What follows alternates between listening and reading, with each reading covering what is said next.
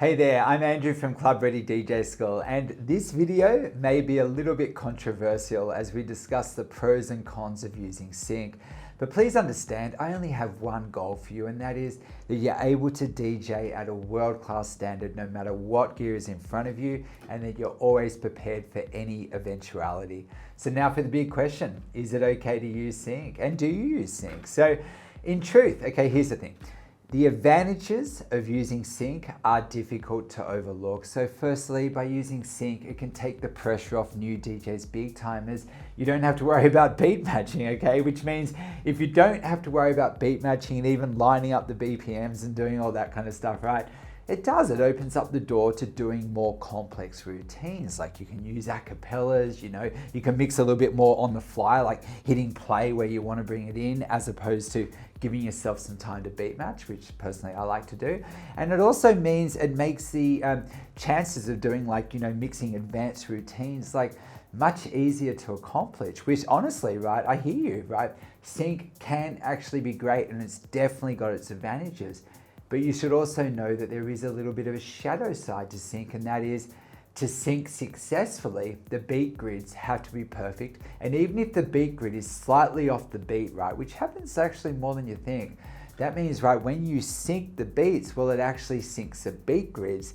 So in no way, right, is sync perfect. And honestly, once you've trained your ears, honestly, your ears are way more accurate, no doubt. And also, right, another thing with sync is, let's say you don't hit play close to the right beat, it could sync to the wrong beats.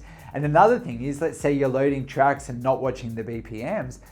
Let's say then you load a track that's actually a lot bigger, different BPM to the one playing. It's going to move it to match the one playing, and what's that going to do is it's going to make the track sound weird, and it's going to actually put your tempo fader here into wide mode, which means you lose all control and sensitivity of the actual tempo fader. Now, don't get me wrong, right? I'm not one of those purists that says, okay, people that use sync aren't real DJs. Like, in my opinion, a real DJ is anyone that has decks and is passionate about mixing music, and ideally they have some experience playing live and reading crowds.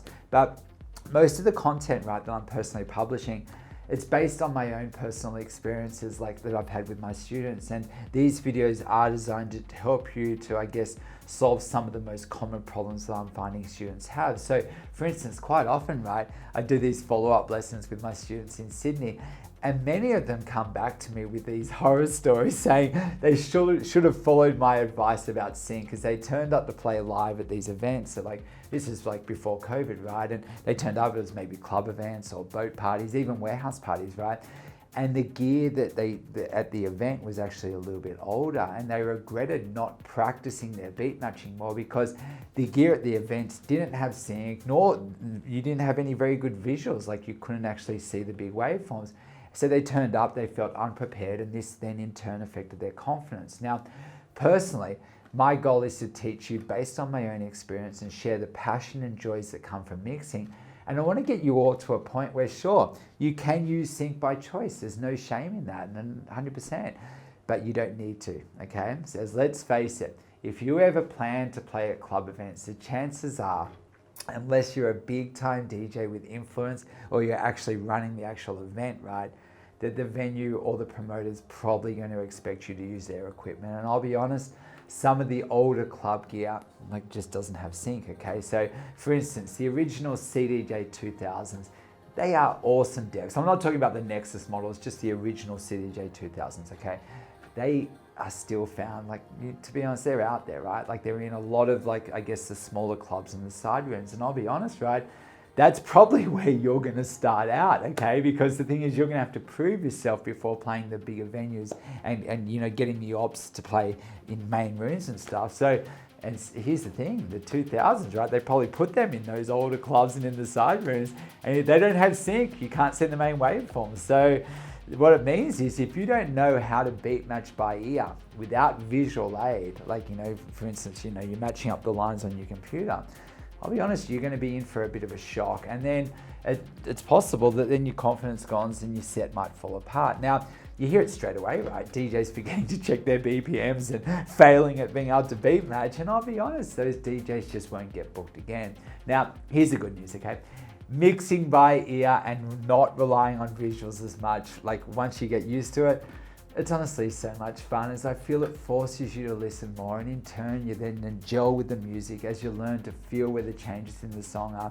And this can actually be really liberating, as opposed to watching your computer screen the whole time, right? Which, mind you, right, when you are mixing with a laptop or even using a standalone that has one screen in the middle, I'll be honest, okay, it's really hard not to look at the lines online match. I see my students, I used to do it myself when I was younger, right? And as mentioned, right, well, people are probably either doing that, right, or these days, I see a lot of students, like I just know it, people are just using sync a lot.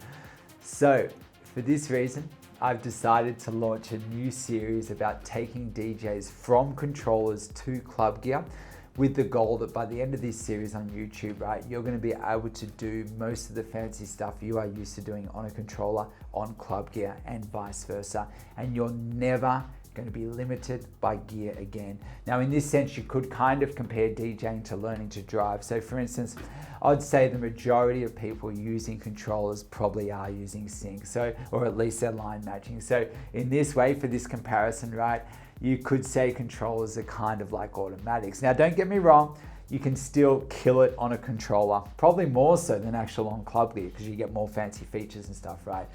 However, knowing how to drive a manual, so e.g. club gear, let's say, right, is honestly a must-know skill. And it means if you're ever in a position where you have to drive a manual car, you know how, and your skills behind the wheel are not limited by the type of car that you're driving. You're just a kick-ass driver, like, that can basically always be relied upon to drive, okay? So this is what I want for you as DJs, to not be limited by gear, and to be able to pull off a world-class DJ set no matter what gear is in front of you. Now, I'm not suggesting for a second, right, that you can't use your performance pads. Like, performance pads are sick, man. Like, I love it. I've been messing around with the 1000ers. I've got some cool stuff coming up on that. And I'm not saying that you can't use sync. I'm only suggesting that maybe you should start pushing your boundaries a little bit. So, so you're not limited, okay? And so instead, it means then you can understand that, like, there's different ways to play on different gear, and incorporate those ways into your own mixing, so you can become unstoppable, okay? So in the upcoming series, I had this vision for you, okay? Because I know most of you have controllers.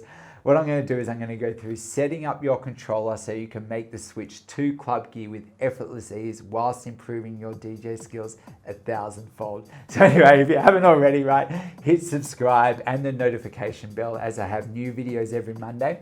And in these videos coming up, right, every video is going to feed off the last with one main goal. You can make the jump from controller to club gear with effortless ease and get club ready regardless of what gear you have. However, it is important to note though that these videos do assume that you already know how to DJ, like, fairly confidently, right?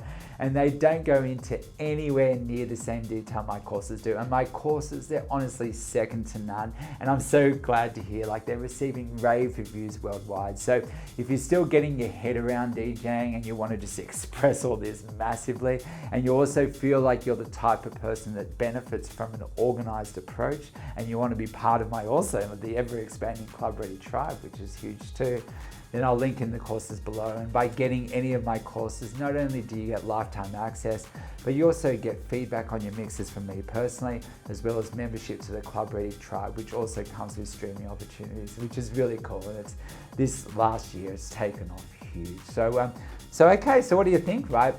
Are you with me on this and open to accepting a new challenge?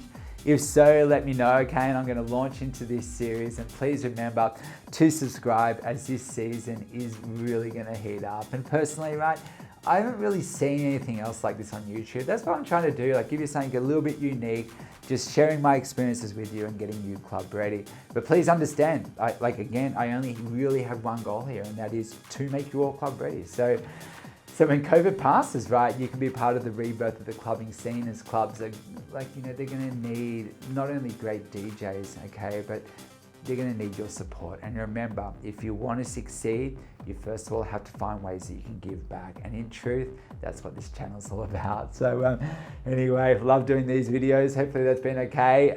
Cool, man. Yeah, thanks for watching. Cheers.